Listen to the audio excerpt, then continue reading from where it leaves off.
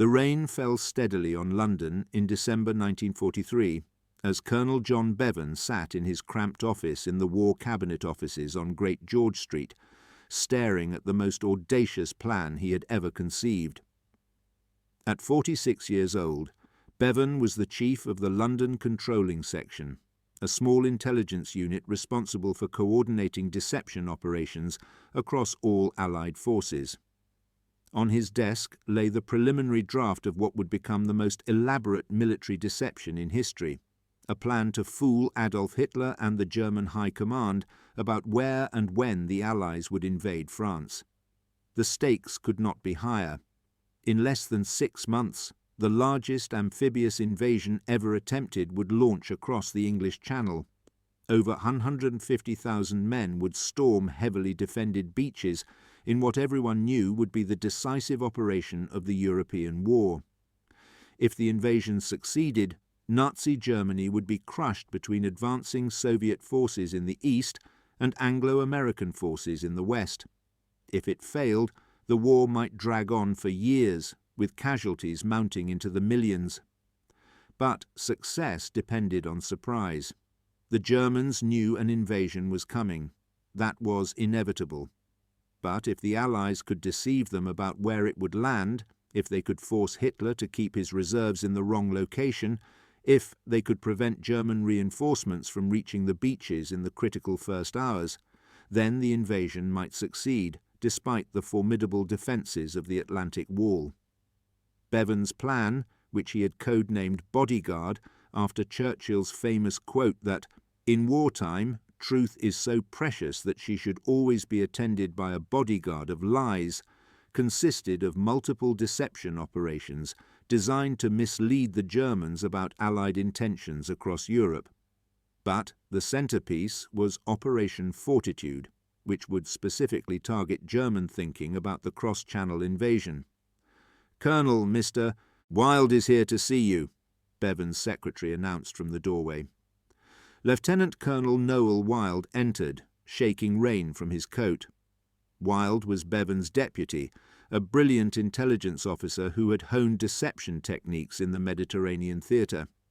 He sat down across from Bevan and immediately launched into his concerns.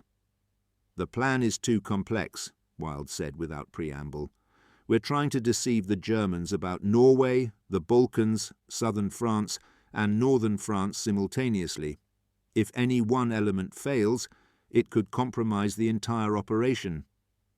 "I know," Bevan admitted, "but we need to keep German forces dispersed across Europe. If they concentrate everything in France, the invasion becomes much harder. We need the Germans worrying about multiple threats. Then let's focus on what matters most, convincing them the main invasion will come at Pas-de-Calais instead of Normandy. That's Fortitude South, and it's the operation that will save or cost thousands of lives on D-Day." Bevan nodded slowly. Wilde was right. While Fortitude North, a fake threat to Norway, would help tie down German forces in Scandinavia, the critical deception was Fortitude South. If they could convince Hitler that the invasion would strike across the narrowest part of the Channel at Pas-de-Calais, then German reserves would remain there even after the real landings in Normandy began. The question was how to make the Germans believe in a fake invasion so completely that they would ignore reality when the real invasion happened. The answer, Bevan and Wilde knew, lay in understanding how intelligence worked from the German perspective. The Allies had two enormous advantages that would make Fortitude possible: ultra and double cross. Ultra was the intelligence derived from breaking German Enigma codes at Bletchley Park. The codebreakers there could read German military communications, which meant the Allies could verify whether their deceptions were working by intercepting German reactions and assessments. It was like playing poker while seeing your opponent's cards, an advantage so valuable that protecting the secret of Ultra sometimes meant accepting tactical losses, rather than revealing that the codes were broken. Double Cross was even more extraordinary. MI5's counterintelligence division had been so successful at catching German spies in Britain that by 1944 they controlled every single German agent operating in the UK, every single one. The Germans thought they had an extensive spy network providing intelligence about British military preparations. In reality, every report was written or approved by British intelligence officers, feeding the Germans exactly the information the Allies wanted them to receive. These two advantages, reading German communications and controlling their spy network, created what intelligence officers called a closed loop. The Allies could send false information through double agents, then use Ultra to read German reports and assessments of that information, then adjust their deception based on what the Germans believed. It was an unprecedented level of control over an enemy's intelligence picture. But even with these advantages, creating a convincing fake invasion required meticulous planning and enormous resources. That's where Lieutenant Colonel David Strangeways entered the picture. Strangeways was the head of R Force, the deception unit attached to Field Marshal Montgomery's 21st Army Group.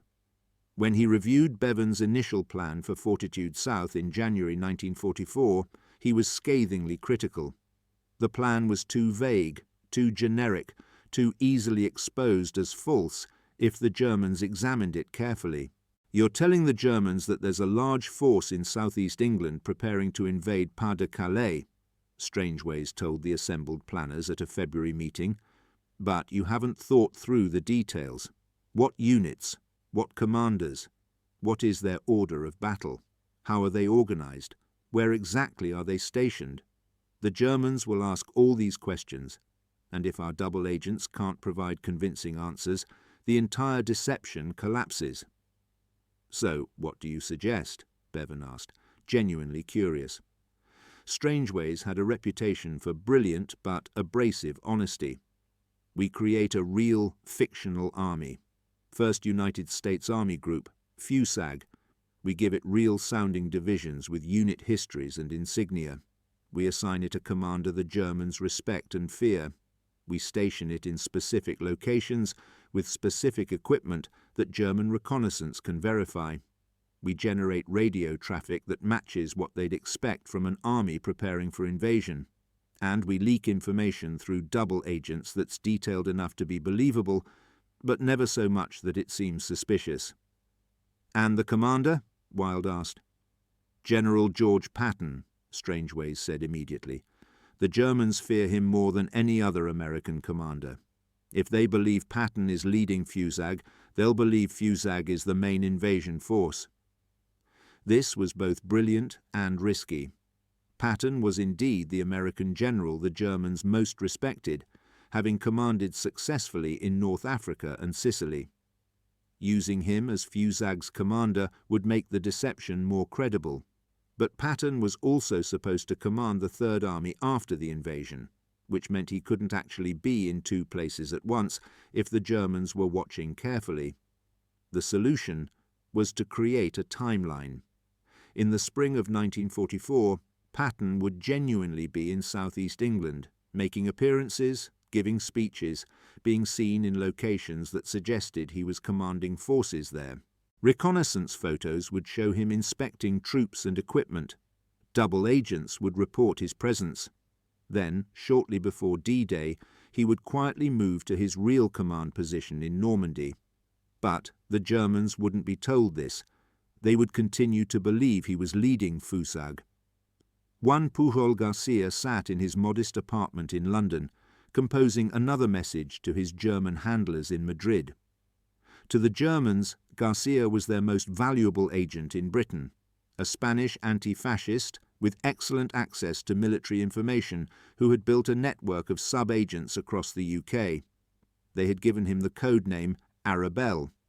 To the British, who controlled him under the double-cross system, he was Agent Garbo, named after the actress because of his dramatic flair and acting ability. In reality, Garcia was one of the most remarkable intelligence agents of the war. He had approached both sides offering his services, but only the British had accepted. Since arriving in Britain in 1942, he had created an entirely fictional network of 27 sub-agents who supposedly fed him information about British military activities. The Germans believed these agents existed and paid Garcia substantial sums of money for their reports. Now, in March 1944, Garcia was crafting reports about Fusag for his German handlers. His fictional Agent 3, supposedly a Venezuelan living in Scotland, reported seeing American troops with distinctive unit patches moving south toward Kent. Agent 4, supposedly a waiter in a Gibraltar military base, reported overhearing conversations about Pas-de-Calais. Agent 7, supposedly a Welsh ex-seaman, described seeing landing craft assembling in Dover Harbour. None of these people existed. Garcia invented their reports based on guidance from his British handlers, who were implementing Strangeway's detailed deception plan. The Germans, reading these reports and comparing them with information from their other sources, began to build a picture of Fusag's composition and location. But Garcia's greatest performance would come after D-Day itself, when he would convince the Germans that Normandy was merely a diversion and the real invasion was still coming at Pas-de-Calais. That deception would keep German reserves frozen in place for weeks after the Normandy landings, giving the Allies time to build up their forces and break out from the beachhead. While Garcia worked with invented agents, other double agents provided different pieces of the deception puzzle. Roman Czerniawski, codenamed Brutus, was a Polish officer who had run an actual resistance network in France before being captured by the Germans and turned into a spy. Upon reaching Britain, he immediately confessed to British intelligence and became a double agent. The Germans trusted him because he had proven his capabilities in France. Dusan Popov, codenamed Tricycle, was a Yugoslav lawyer whose playboy lifestyle provided perfect cover for intelligence work. He travelled frequently between Britain and neutral countries, allowing him to meet his German handlers face to face and provide detailed reports that seemed too specific to be fabricated. These agents and others fed the Germans a carefully constructed narrative. A massive army was assembling in southeast England under Patton's command, preparing for the main invasion at Pas-de-Calais, while Montgomery's smaller force in southwest England would conduct a diversionary attack somewhere else, perhaps Norway, perhaps Normandy, to draw German forces away from Calais before the real invasion struck. But double agents alone weren't enough. The Germans would verify information through multiple sources, particularly aerial reconnaissance. If Luftwaffe planes photographed southeast England and saw empty fields where Fusag was supposedly stationed, the deception would collapse immediately. This is where the physical deception elements of Fortitude South became crucial. In harbours and estuaries around Dover, Canterbury, and other locations in Kent, workers assembled dummy landing craft, realistic-looking vessels constructed from scaffolding, canvas, and empty oil drums. From the air, they appeared identical to real landing craft. Hundreds of these dummies were deployed, creating the impression that a massive invasion fleet was gathering. Dummy tanks and trucks were positioned in fields and beside roads throughout southeast England. Some were inflatable rubber vehicles that 2 men could carry and set up in minutes. Others were constructed from wood and canvas stretched over light frames. All were designed to fool aerial reconnaissance. On the ground, they looked absurd, but from 20,000 feet, the altitude at which German reconnaissance planes operated, they appeared convincingly real. Sergeant James Wheeler was part of the team deploying these dummies across Kent. A former theatre set designer from London's West End, Wheeler had been recruited for this special duty because of his skills in creating convincing illusions.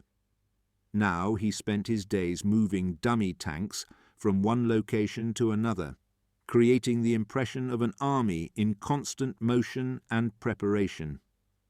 "It feels ridiculous," Wheeler told his partner, Corporal David Mills, as they inflated yet another rubber tank in a field near Maidstone. "We're grown men playing with toy soldiers." "Toy soldiers that will save real lives," Mills replied. "If German bombers waste their time attacking these dummies instead of real units, that's a victory.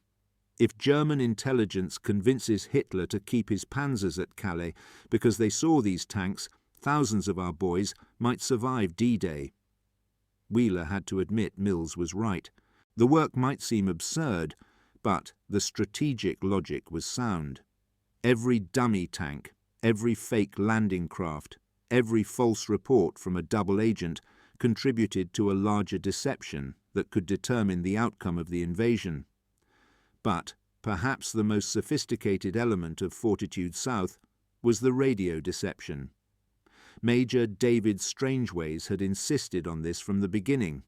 If FUSAG was real, it would generate enormous amounts of radio traffic, orders, reports, logistics coordination, administrative messages.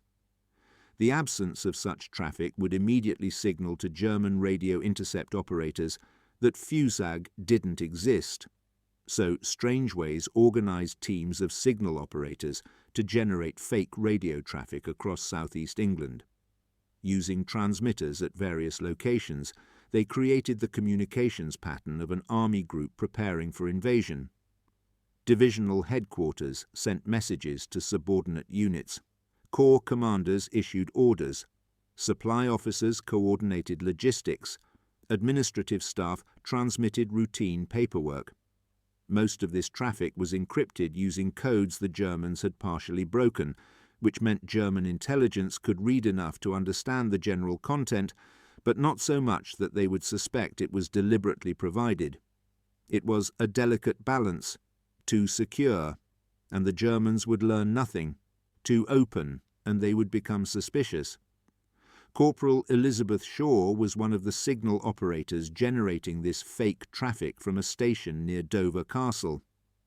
At 23, Shaw had been in the Women's Auxiliary Air Force for 3 years, trained in radio operations and cryptography. Now she spent 8-hour shifts sending and receiving messages that described military activities that weren't happening. "Division reports all units ready for embarkation," she would transmit. "Request confirmation of departure schedule."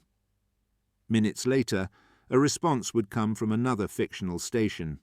"Departure postponed 48 hours due to weather conditions. Maintain readiness state."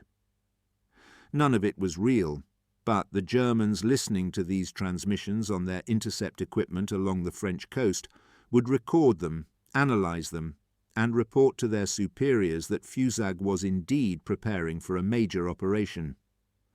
By May 1944, the deception was having its intended effect.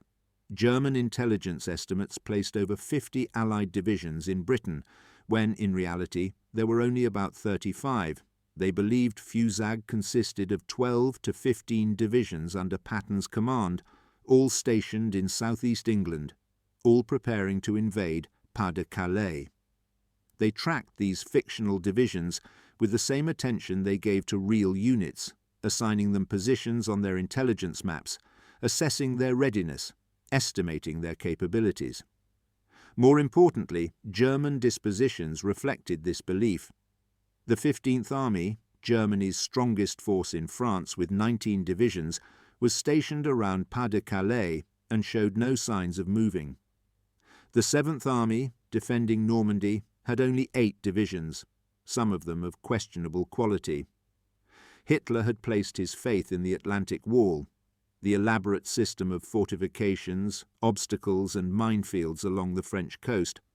But the strongest parts of that wall were around Calais, exactly where the invasion wasn't coming. In the underground tunnels beneath Dover Castle, the real command centre for Fortitude South operations hummed with activity. Colonel Strangeways reviewed the latest ultra-decrypts showing German intelligence assessments of Allied forces. The Germans were completely convinced. They believed FUSAG existed, believed it was the main invasion force, believed Normandy was either not a target at all or would be hit by only a diversionary attack. "We've done it," Strangeways told his staff at a late-night meeting in early May. The Germans have swallowed the deception completely. But the real test comes after D-Day. We need to keep them convinced that Normandy is a feint even after we've landed there. We need to hold their reserves at Calais for as long as possible. This was the final, most audacious part of Fortitude South. The plan had always been to maintain the deception, even after the invasion began. Double agents would report that Normandy was indeed a diversionary attack, that Fusag was still preparing for the real invasion at Calais, that Montgomery's forces in Normandy were meant to draw German reserves away from Calais, so Patton could strike at a weakened defence. Juan Pujol Garcia, Agent Garbo, would play the crucial role in this phase. On the night of June the 5th to 6th, as Allied forces crossed the Channel toward Normandy, Garcia would attempt to warn his German handlers that the invasion was imminent. But through careful manipulation of radio schedules, the warning would arrive too late to be useful, preserving Garcia's credibility. He tried to warn them, but they weren't listening, while not actually compromising the operation. Then, after the landings, Garcia would send detailed reports explaining that Normandy was a diversion, that the real invasion force, Patton's Fusag, remained in England, preparing for the true assault on Pas-de-Calais.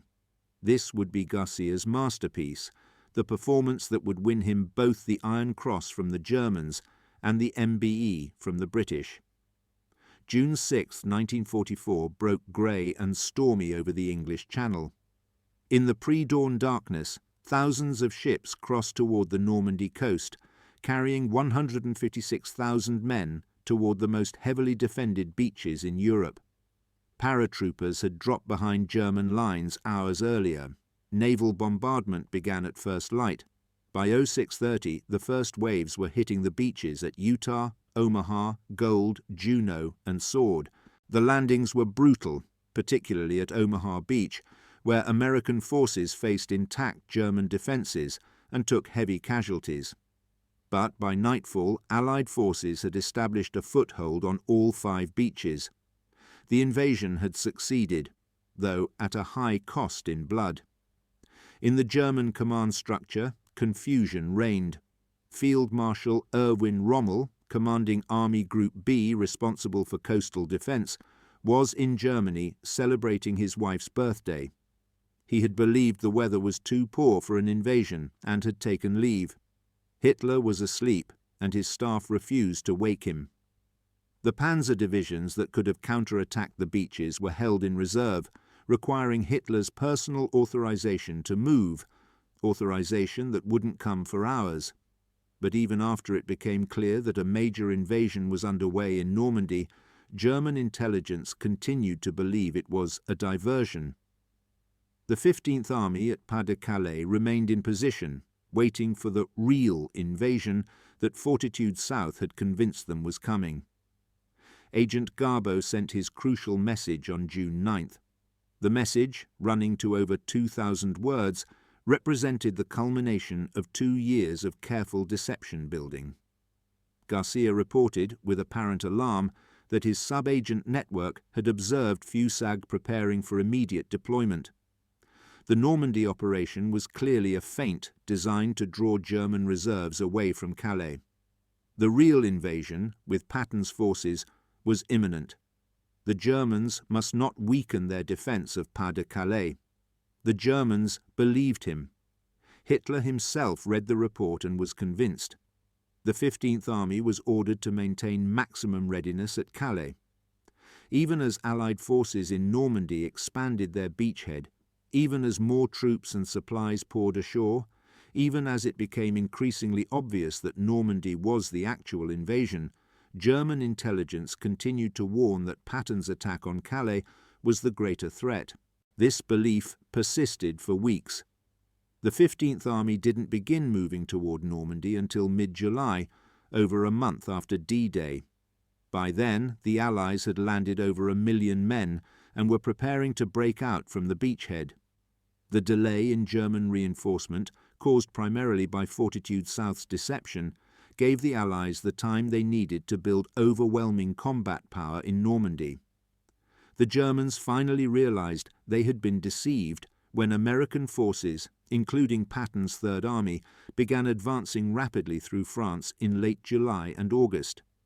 Fusag had never existed. Patton had been in Normandy all along, commanding real forces in a real invasion. The army group they had feared, that they had kept the 15th Army in position to oppose, was a fiction constructed from dummy tanks, fake radio traffic, and double-agent reports. Hitler was furious when he learned the extent to which German intelligence had been manipulated. Several intelligence officers were arrested, but the damage was done. The delayed reinforcement of Normandy, combined with Allied air superiority and the breakout operations, led to the collapse of German forces in France. Paris was liberated in August. By September, Allied forces had crossed into Germany itself. After the war, when intelligence records were declassified, military historians recognized Operation Fortitude as one of the most successful deception operations in history. The Joint Chiefs of Staff estimated that Fortitude South had reduced Allied casualties on D-Day by 50% compared to what they would have been if the Germans had positioned their reserves correctly. Thousands of Allied soldiers owed their lives to dummy tanks, fake radio messages, and the extraordinary performances of double agents. Juan Pujol Garcia received both the German Iron Cross and the British MBE, one of the only people in history to be decorated by both sides. He disappeared after the war, his cover as a German agent maintained, because British intelligence feared that exposing him would compromise other double-cross operations. He lived quietly in Venezuela for decades before his role was finally revealed in the 1980s. William Friedman and the other codebreakers at Bletchley Park never received public recognition during their lifetimes. Their contribution, breaking Enigma and providing the ultra-intelligence that allowed Fortitude's effectiveness to be verified and adjusted, remained classified for 30 years after the war ended. Colonel John Bevan and Lieutenant Colonel Noel Wild returned to civilian life with their achievements unknown to the public. Bevan became a stockbroker. Wild worked in intelligence coordination. Both took their secrets to their graves, the full details of Bodyguard and Fortitude remaining classified until the 1970s.